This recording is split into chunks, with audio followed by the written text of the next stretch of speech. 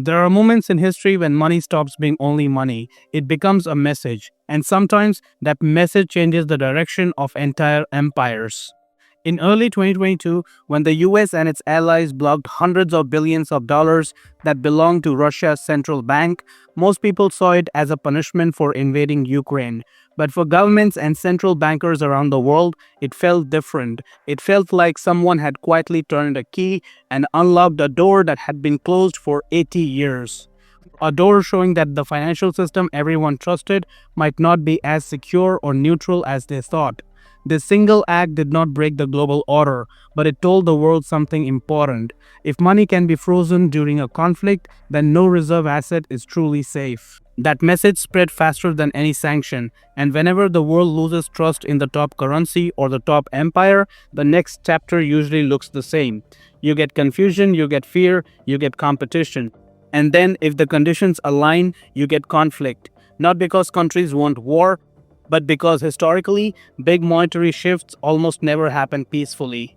To understand why, we must look at earlier empires whose currencies once dominated trade, politics, and global finance. And we must notice the strange rhythm that repeats again and again across thousands of years. It starts with wealth, then confidence, then overreach, then debt, then currency weakness. And just before collapse, the same thing always returns: war.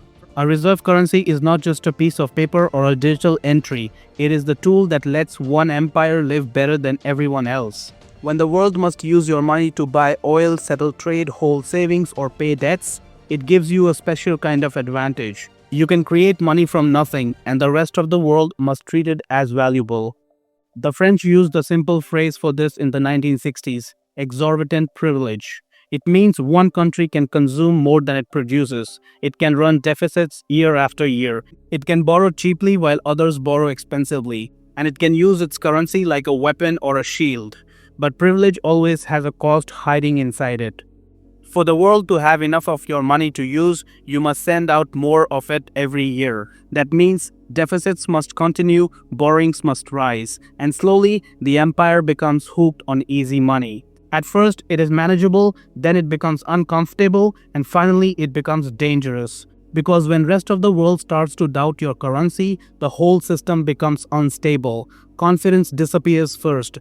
And once confidence goes, the empire must either accept decline or use force to protect its status. Across history, no empire accepted its decline quietly. Rome is the clearest example of an empire trapped by its own money. For centuries, Rome's silver coin, the denarius, was trusted across Europe, North Africa, and the Near East. Merchants accepted it, soldiers demanded it, and Rome's trade depended on it. But around year 166 CE, disaster arrived in two forms. A deadly plague hit the empire, killing farmers, craftsmen, and taxpayers. At the same time, pressure on Rome's borders increased. Germanic tribes pushed into Roman territory, and the empire needed more soldiers, more supplies, and more money.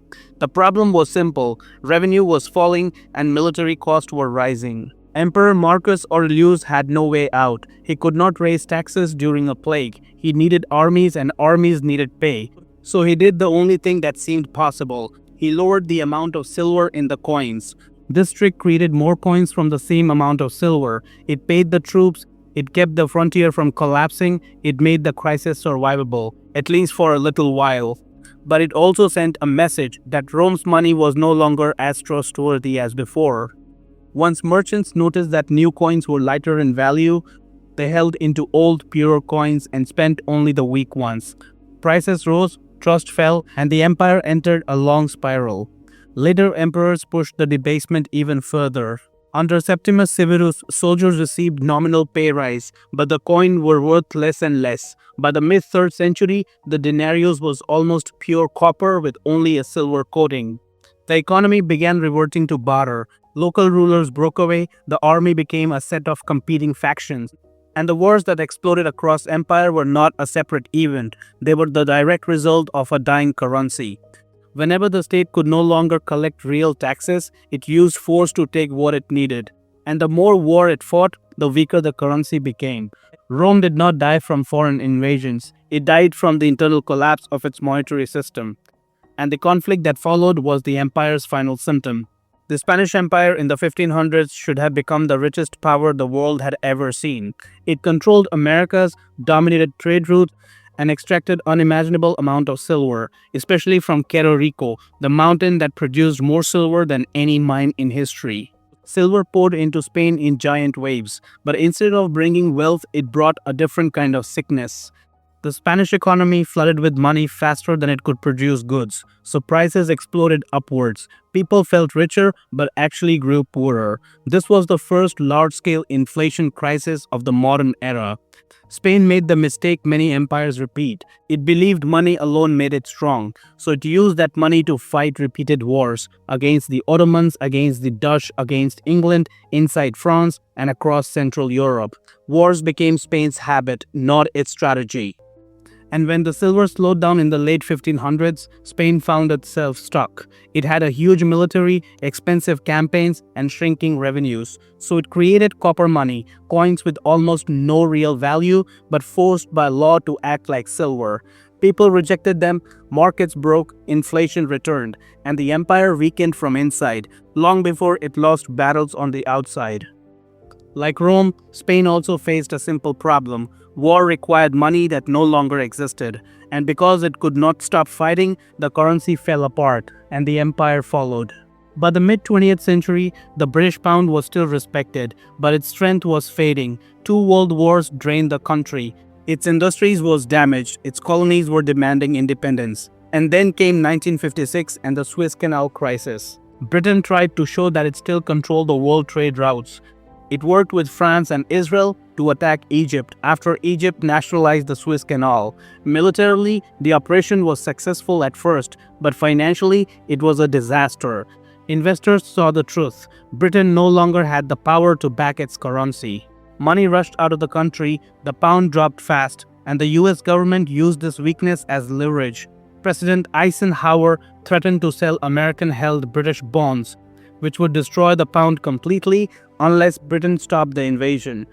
Britain had no choice, so it withdrew. The moment British troops turned around was also the moment the pound ended its life as global reserve currency. The military crisis and monetary crisis were not separate. They were two sides of the same event. The US dollar has been the world's main reserve currency since the late 1940s. After the Soviet Union collapsed, its position became even stronger. But in the early 2000s, something started to change. The dollar share of global reserves slowly declined. Other countries began diversifying.